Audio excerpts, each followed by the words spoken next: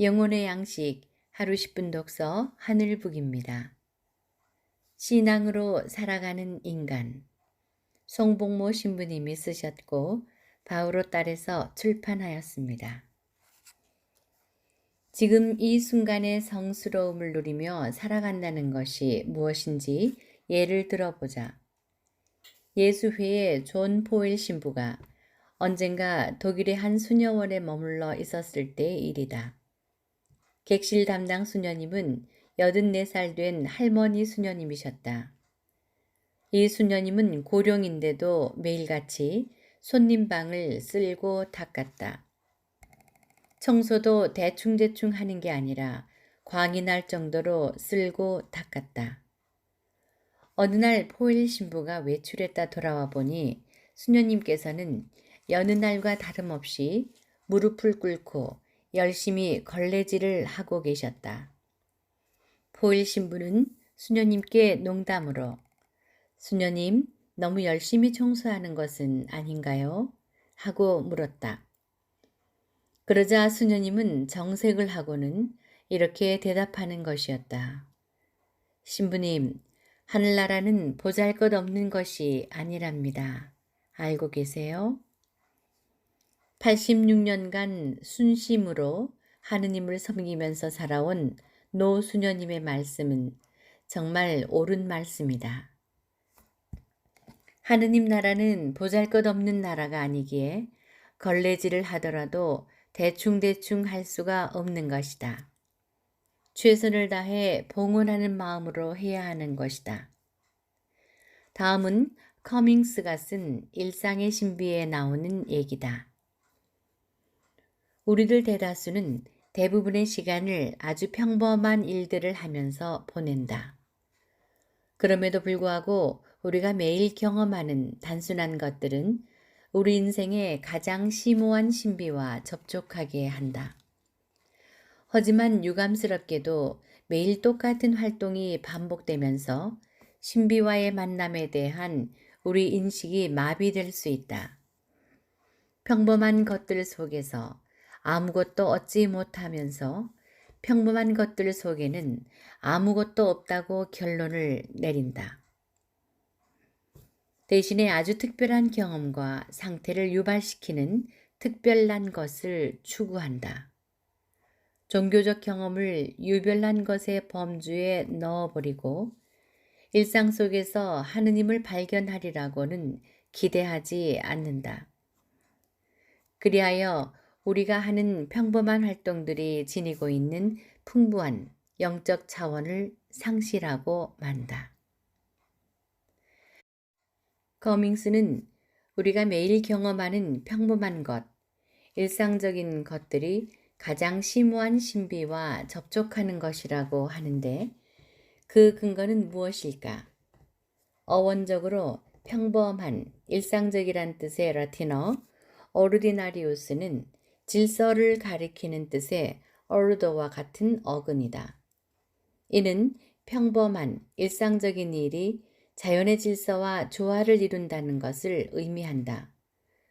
그러니 평범한 일상을 소홀히 하는 것은 순리의 삶을 소홀히 한다는 것이다. 지금 이 순간의 성스러움을 누리면서 살아가는 사람은 곧 만사에서 하느님의 현존을 받아들이며 하느님을 보려는 사람은 자기가 하는 모든 행동이 주님께 드리는 사랑의 행위가 되도록 지향을 둔다. 이러한 사람은 걸레질을 할 때에는 걸레질만을 생각하는 사람이다. 그러나 지금 이 순간의 성스러움을 살아가지 못하는 사람은 걸레질을 하면서도 다른 무엇을 하고 싶다는 생각이 커서 대충대충 일을 끝낸다. 이러한 사람은 현재를 살아가지 못할 뿐 아니라 온전히 살아가지도 못한다. 다른 것을 하고 싶다는 생각에서 걸레질을 서두르다 보니 마음의 여유를 누리지 못하는 것이다. 이런 사람은 자기가 하고 싶었던 다른 무엇을 할 수 있게 되면 또다시 다른 그 무엇을 생각하느라고 지금 자기가 하고 있는 일에 전념치 못한다. 하지만 지금 이 순간의 성스러움을 누리려는 사람은 어떤 행위를 하든지 그 행위에 충실하고 자신을 하느님께서 기쁘게 받아주실 거룩한 산 제물로 바친다. 이러한 사람은 공부를 하든 일을 하든 고생을 하든 괴로워하든 휴식을 취하든 그 모든 것이 하느님 영광을 위한 것이기에 하나하나의 행위에 최선을 다한다. 바오로 사도의 권고를 실제로 사는 것이다. 여러분은 무슨 말이나 무슨 일이나 모두 주 예수의 이름으로 하고 그분을 통해서 하느님 아버지께 감사를 드리십시오. 골로새서 3장 17절. 제2차 바티칸 공의회도 이 세상 한복판에서 살아가는 평신도들이 일상 안에서 하느님의 현존을 받아들이고 지금 이 순간의 성스러움을 살아가도록 권고한다. 평신도들은 일상생활의 현세 임무를 올바로 수행하며 그리스도와의 일치를 자기 생활에서 분리시키지 말고 오히려 맡은 일을 하느님의 뜻대로 계속하면서 그리스도와의 일치를 더욱 깊게 하도록 노력해야 한다. 세상 한복판에서 하느님의 현존을 보며 지금 이 순간의 성스러움을 산다는 것을 우리식으로 표현하면 야단법석을 사는 것이다. 야단법석에 대해 김용옥 교수는 불교란 무엇인가에서 다음과 같이 설명한다. 야단은 야단으로서 이는 사찰내의 성스러운 영역이 아닌 세속도시의 야한 들판, 즉 사람들이 부담 없이 모일 수 있는 넓은 공간에 설치된 단을 의미한다. 법석은 법석으로서 곧 야단에서 법어를 설하는 자리이다. 이 야단 법석에는 무수한 사람들이 모여들었고 어중이 떠중이 다 모여서 야단 법석을 떤 것이다. 이 야단 법석에 자배가 등장했다. 씨름, 제주 넘기, 접시 돌리기, 남녀 만남 등 온갖 잡예가 들끓었다. 바로 야단 법석에 난장이 섰던 것이다. 그래서 우리말에 요란스럽게 뭔가를 할 때면 야단 법석을 떤다고 하는 것이다. 이는 야단 법석에서 나온 파생어이다. 정신없이 바쁜 하루를 살면서도 그 안에서 하느님을 보고 하느님 안에서 정신없이 바쁜 하루 삶을 본다는 것은 곧 야단 법석을 사는 것이다. 세상 한복판에서 하느님의 현존을 누리며 그리스도와 일치해서 산다는 것은 진리를 설하는 것이기 때문이다. 그런데 일상 안에서 야단 법석을 산다는 것, 곧 지금 이 순간의 성스러움을 산다는 것이 마음먹은 대로 되는 것은 아니다.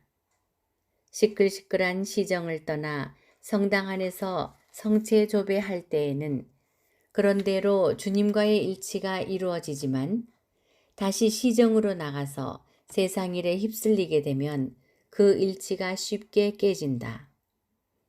그리하여 어떻게 하면 성당에서처럼 세상 안에서도 지금 이 순간의 성스러움을 살 수 있는가? 어떻게 하면 기도할 때처럼 활동할 때에도 지금 이 순간의 성스러움을 살 수 있는가? 하는 물음이 생긴다. 이 물음에 대한 가장 적절한 대답은 화살 기도일 것이다. 화살 기도는 바쁜 일상에서 따로 조용한 시간을 내어 하느님께 기도할 수 없는 이들을 위해서 교회가 마련해 준 기도이다. 돈보스코는 화살 기도를 가리켜 상인의 기도라고 부른다. 세상 한복판에서 활동하는 이의 기도라는 뜻이겠다. 하루의 바쁜 일과 중에서 짧은 기도를 바치면서 우리의 애정을 주님께 쏘아 올리는 것이다. 화살 기도를 통해서 우리 마음이 진정으로 주님께 향하고 있는지, 주님을 내 삶의 중심에 모시고 있는지를 확인하고 영혼의 적과 유혹, 사악함을 쳐부수는 것이다. 아우구스티노 성인은 이러한 화살 기도를 하느님께 속달로 전하는 메시지라 불렀다. 화살 기도를 통해서 우리의 마음을 다시금 경건히 들어올리면서 평범한 일상 안에서도 지금 이 순간의 성스러움을 살아갈 수 있다.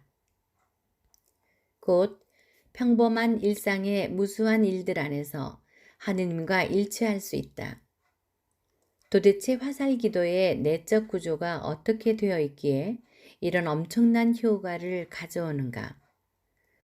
화살 기도는 정신이 아니라 마음을 하느님께 붙박아 놓는 기도이다. 성당에서 기도할 때에 우리의 시선은 주님을 향한다. 하지만 세상 일을 하면서는 그것이 불가능하다. 묵상하면서는 십자가를 쳐다볼 수 있지만 설거지를 하면서는 힘들다. 이른바 주목과 지향의 차이다. 성당 안에서는 주님을 주목하는 것이요. 일상에서는 주님을 지향하는 것이다. 이 지향을 가능하게 해주는 것이 바로 화살 기도이다. 그렇다면 언제 어떻게 화살 기도를 드려야 하는가? 피곤하고 짜증이 나고 삶의 의욕이 없어질 때 우리는 성 요셉이여 저를 위하여 빌어주소서 라고 기도할 수 있다. 또 긴장되고 어려운 일들이 삶의 평화를 빼앗아갈 때 성 요셉이여 저를 위하여 빌어주소서 라고 기도할 수 있다. 또 화가 나 마음을 가라앉힐 필요가 있을 때 성 요셉이여 저를 위하여 빌어주소서 하고 기도할 수 있다. 외로움과 욕망으로 시달릴 때에도 성 요셉이여 저를 위하여 빌어주소서 하고 기도할 수 있다. 이렇게 화살 기도를 자주 반복해서 드리면서 지금 이 순간에 하느님의 현존을 받아들이고 하느님의 뜻을 찾는 것이다. 지금까지 송복모 신부님의 신앙으로 살아가는 인간 내용이었습니다. 함께 읽고 싶은 책이 있으시면 댓글에 남겨주시기 바랍니다. 구독, 좋아요, 알람 설정 부탁드릴게요. 영혼의 양식, 하루 10분 독서 하늘북이었습니다.